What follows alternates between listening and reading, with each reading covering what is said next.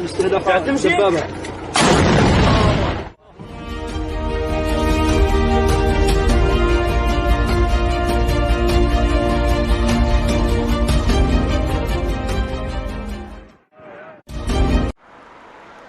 days on the road, from Kiev to Zhytomyr, then to Rivne and on to the Polish border, joining the 100-kilometer line of cars and people with bags walking along the side of the road. That's what happened to Snezhana when she left Kiev on February 25th to travel to Germany, where she has relatives. We had to move to a different border, the one with Slovakia. There is still a 6-kilometer line of cars there, but at least it's not 100 kilometers. After kissing her husband goodbye, she gets on a bus and crosses the Slovakian border. He heads back to Kiev. We were met at the border, then taken to a school where we could get warm, have a bite to eat and some water. Then friends of our relatives picked us up from there to take us somewhere where we could spend the night. And then we continued on our way to Germany.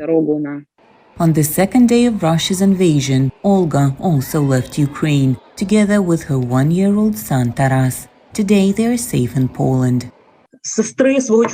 I'm staying with my husband's sister now. We left Irpin, we heard the shelling and fighting in Hostomel. And literally 2 hours after we left, Russian tanks entered Irpin, Bucha and Warzel. Katerina Ilchenko's husband is American. For weeks, he and the whole family had been trying to convince her to leave Ukraine. I told them I'm not going anywhere. You know why? Because I have not finished renovating the apartment. I finished the kitchen but have not done our bedroom. After the U.S. State Department strongly urged American citizens to leave Ukraine, Katerina partially gave in. The family left Kiev and headed to the west of the country a week before the Russian invasion. Now they are planning to leave the country. We have not gone as far as we could have because I didn't want to leave Ukraine. But anyway, it's better than being at home because one of the first missile strikes hit our neighborhood. More than 500,000 people like Katerina, Olga and Snezhana have fled Ukraine, according to the UN, and the number keeps growing. Even more Ukrainians are internally displaced, say experts. 660,000 displaced persons internationally, they are in other countries, and 1.5 million displaced within Ukraine. A total of 2.2 million, which is 4% of the population? That's significant already, and only after 5 days. It's a refugee crisis in Europe happening in real time.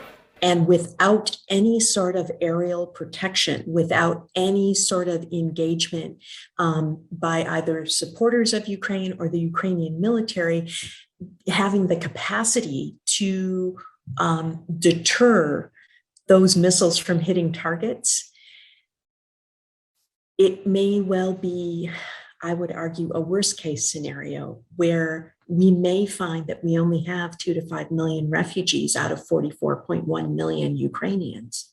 But those Ukrainians who spoke to VOA say they do not want refugee status. They plan to return home. One of my biggest fears is to come back to Kyiv and not recognize it. From what I can see, and I try not to look much, little bits here and there, I can see what they have done to it. But I will love it in any state. I will come back to Kyiv. I will unlock the door to my apartment with my own key. I'll come in and I'll finish renovating our bedroom against all odds. For Lesia Bakalets in Washington, Anna Rice, VOA News.